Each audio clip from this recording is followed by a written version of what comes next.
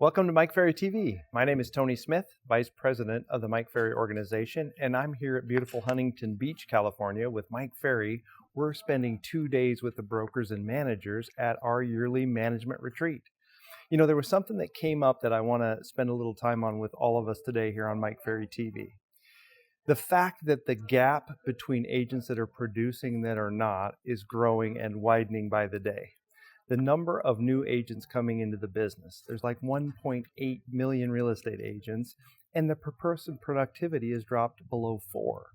So the fact is the gap is widening. And I'm assuming that everybody here watching today would like to narrow the gap for themselves when it comes to commission checks. So how far apart are your commission checks today? Well, is it possible for you to narrow the gap between commission checks without narrowing the gap between the appointments that you go on? So let's spend a little time today talking about setting more appointments. If you set more appointments, you're going to narrow the gap between appointments, and then you're going to narrow the gap between commission checks, right? So write this down. If you're going to write this down, it'd be something that's very important. This was very early on in my career that Mike Ferry introduced this thought to me. Our job is really simple. It's really simple. A, we must generate leads. B, convert the leads we generate. And C, go on presentations all the time. It really is that simple. Why do we try to complicate it so much? How many presentations are you going on these days? Would you like to go on more? Consider these thoughts. The first thought that I want you to consider is if your objective is to go on more appointments, you have to understand that it's the only way that we get paid in this industry. Going on presentations is the only way we get paid. And, you know, in today's world, there's almost been this separation, like it's almost becoming common knowledge that agents don't believe that going on appointments is the way you get paid. Do you believe that your job is to get out on appointments every day? I wrote down, if I'm not willing to commit and learn a strong canned listing presentation, does it make it harder for me to go on appointments all the time? And we say yes. You know, the fact that you have a strong canned listing presentation is a direct connector between your ability to go on appointments. Have you been spending a lot of time working on your canned listing presentation? I certainly hope so. How about this? We have to remove any and all fears we have about going on presentations. What fears do you have? You know, if you go on presentations a lot, the fears disappear. If you're going on presentations once a month, once every 6 weeks, right, the fears will often stay there.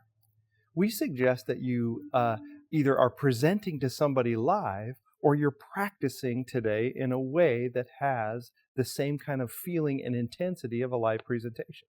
So it's either practicing once in a real formal, intense way, or you're out on a live listing presentation. Would that remove the fears? I believe it would. I wrote down, how many appointments would you like to be going on per month? If you don't decide how many appointments you'd like to be going on, no one's going to decide for you. Have you taken the time to set some very strong appointment goals for yourself for the months of May, for the months of June, for the months of July? Are you operating today from a strong appointment goal? I wrote down, what is your best appointment month in the last 12 months? Like if you go from here we are in May of 2022 back to May of 2021, what is your single best appointment month that you've had? Shouldn't you make that your minimum standard of the appointments that you go on? You know, if you went on 8 listing appointments in August of last year, shouldn't you be striving to go on 8 listing appointments as your minimum standard going forward? It's a change in mindset. Mike pointed this out in the last 2 days. He said, we have noticed that there has been a fairly strong deterioration of the skill set of agents in North America today. Have you been working on your skills? Have you been practicing and role-playing 30 minutes intensely every single day? Think about the little market shift that we're dealing with right now. Interest rates are on the rise. There's a little hesitation in the market. It could turn into an actual market cycle.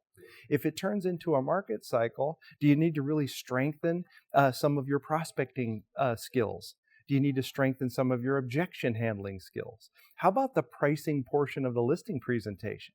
I mean, listen, we need to re-educate our sellers in many cases about a little shift in the market, don't we? How about price reductions? Boy, there is plenty to work on when it comes to your skill set. Are you working on it aggressively? I made a note. Do you have 4 or 5 strong accountability partners about doing the activities that is required to go on more appointments? Do you have a prospecting accountability partner? Do you have somebody that you have accountability with in, let's say, doing some daily affirmations and strengthening your mindset? Do you have an accountability partner for how many appointments you go on? Strengthen the amount of accountability that you have for going on more appointments. I wrote down, over the next 12 months, with some of the market shifts that are going on over the next 12 months, you're going to be doing a lot of things that might make you uncomfortable. Okay? We have to get back in the zone of accepting being uncomfortable. It's quite honestly, many agents have lived in a very, very comfortable zone for the last couple of years with the market conditions, right? Haven't had that much conflict, haven't had that much confrontation with sellers, haven't had that much confrontation with yourself. Are you okay with it? Okay. I put down this thought. Where is my ego getting in the way of accepting the fact that I need to run a production-based schedule? Okay. Between the deterioration of skills and the deterioration of time management for many agents trying to sell real estate today, where's your ego getting in the way about a production-based schedule? In the Mike Ferry organization, we have a pretty clear understanding of what a production-based schedule is. Do you have the proper amount of prospecting going on? Do you have the proper amount of aggressive lead follow-up? Do you have time set for good, solid pre-qualification of the clients that you're working on? Do you have some strong appointment time? Are you controlling the administration of the deal? Maybe it's time to recommit to that production-based schedule and once again be held accountable to it. Okay? I wrote down, I must commit to knowing and using the statistics and the numbers in the market more than ever.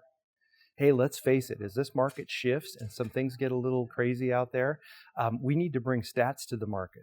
There's going to be some confusion. Some sellers are going to be more confused than ever.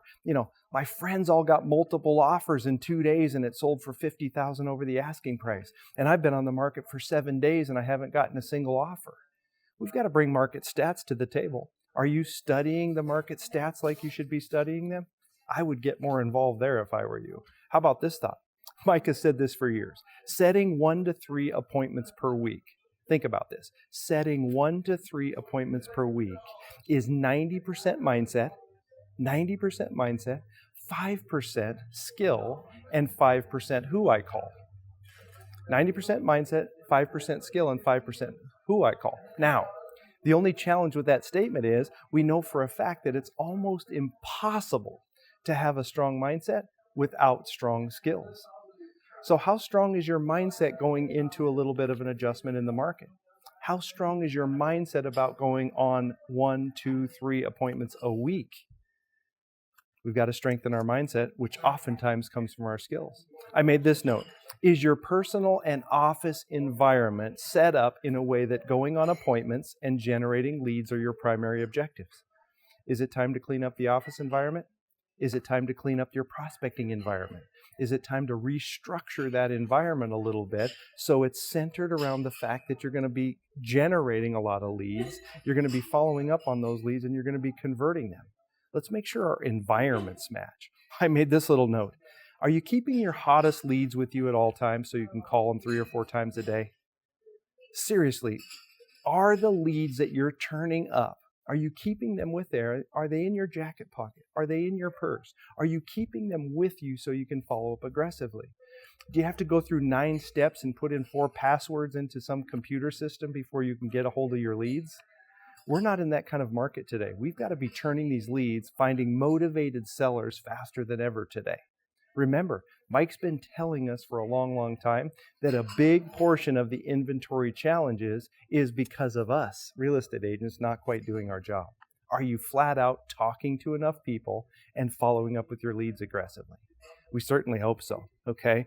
I wrote down, are there any sources of business that you've been wanting to add that you haven't added yet? Right? As we think about setting more appointments, are there sources of business that you haven't quite put into the mix, but you've been promising your manager, your broker, your coach? What sources of business do you need to bring into the mix? Okay, so It's now is the time for the agents that are thinking clearly. If you're outworking your competition, if you're being more disciplined with your time and your activities, now is your time to start winning the game.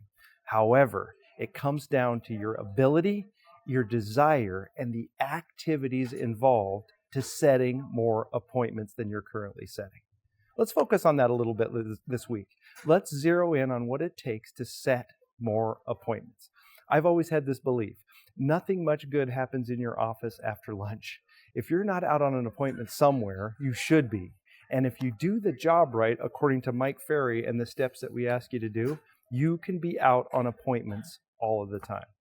So I hope these thoughts help. I hope it moves you in the right direction. Take full advantage of this opportunity of a little shift in the market and go out there and set some more appointments starting today. Thanks.